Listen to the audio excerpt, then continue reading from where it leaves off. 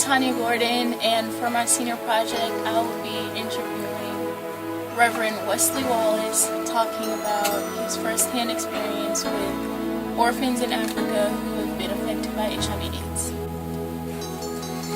Jambo rafiki, that's hello friend in Swahili, and I am so happy to be part of this. I went to Africa 5 years ago. I was invited by Pastor Ishmael Waganga. I met him several years before, and he asked me to come to Africa and see his orphanage.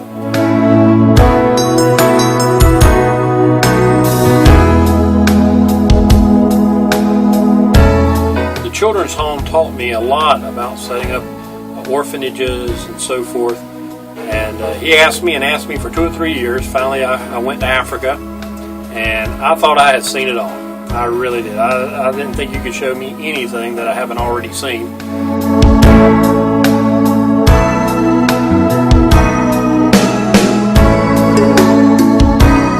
There were people starting orphanages that didn't know anything about starting an orphanage. They just had a desire.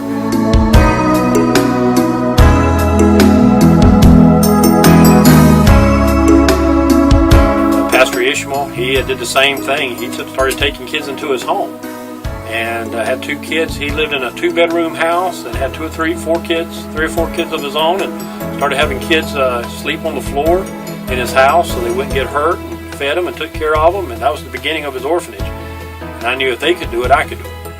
You know, I guess having a desire, seeing the need, and saying, you know what, I can do something. You know, everybody can't move to Africa, and I know that. Everybody can't sell everything they got and head over there, and I know that. But you know, everybody can do something. You know what I mean? Like what you're doing now. I mean, everybody can do something.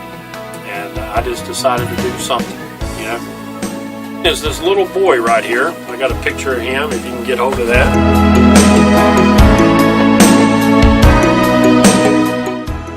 And I saw this little boy on a Tuesday. I shook him for a while, and I gave him a banana, and I took his picture, and gave him some fries. Thursday, I went back to take his picture, and he was dead, a little child, and it just killed me. I went there, and I asked where the little boy was, and somebody working the shop said, he is gone. He said, where is he gone to? He pointed toward heaven, and I sat there on a little log nearby, and I just cried like a baby for an hour, I bet. I knew that if I had an orphanage, I kept saying to myself, if I had an orphanage, I'd have gone ahead and taken him, you know, and he might not have died, you know. Another story that really just hits me hard is I was at a coffee shop one day.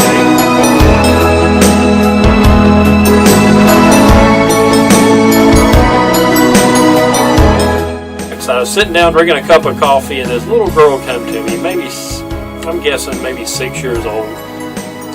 And she was standing there barefooted, and she held her hand out, asking for chakula, please, chakula.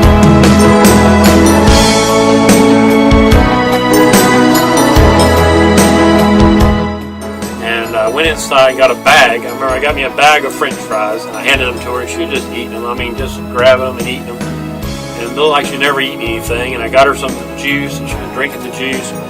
And I looked at her for a second. I said, where do you live?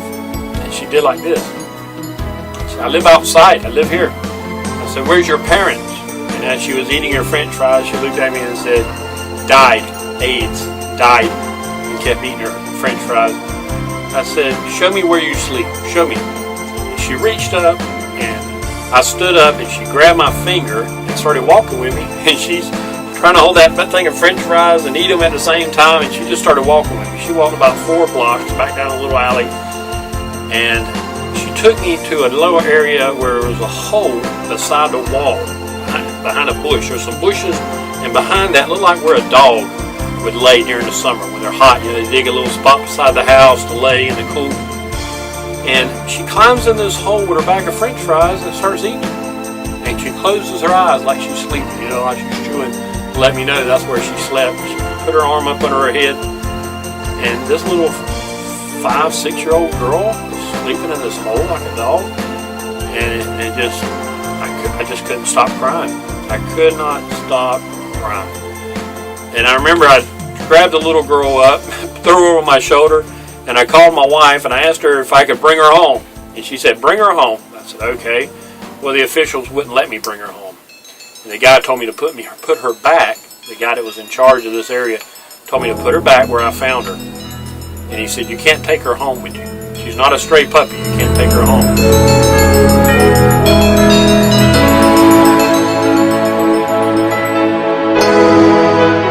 He said, you know what? You can't come. You can't take them with you, but you can come and help them. And I looked at him, I said, but you know, by the time I can get here, it'll be years before I can raise the support and get everything ready. I said, she'll be dead. He said, yeah, she'll be dead.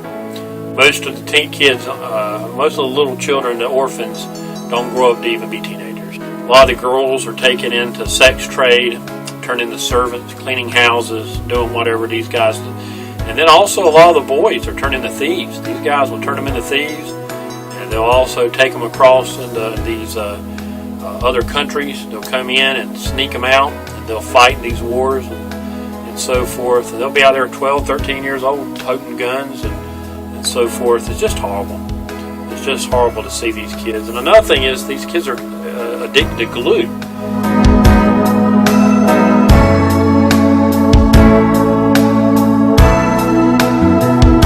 And they had a little Pepsi bottle, and the Pepsi bottle was some liquid, and I could smell it. I was 10 feet away from it. I said, what in the world is that smell? And it was glue. And these kids would sniff glue, and it did two things. First is it filled their bellies with the fumes, so it made them feel full.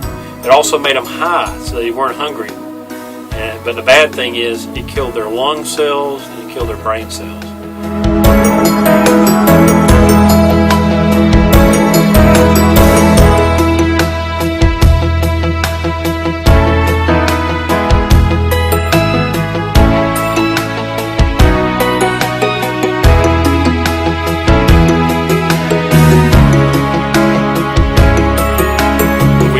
Amount of money coming in every month. We need a consistent amount of money.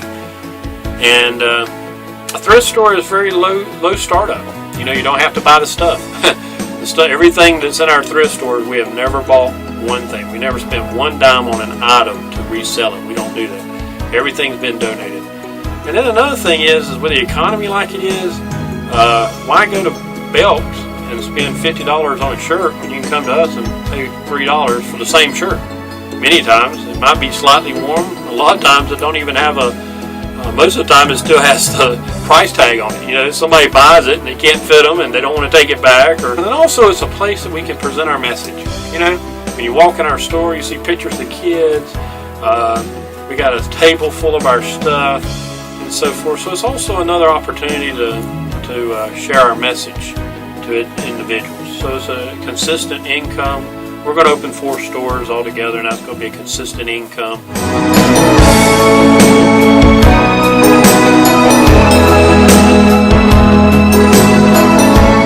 I believe the biggest roadblock is commitment.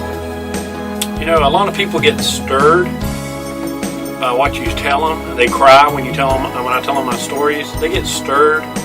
They don't really get changed. I mean, they get stirred by the stories. They feel bad. But it takes commitment to give money each month. It takes commitment to go clean out your garage and take stuff to the thrift store. It takes commitment to go down there and volunteer for a day. That's commitment. And we're living in a society that don't care much about commitment.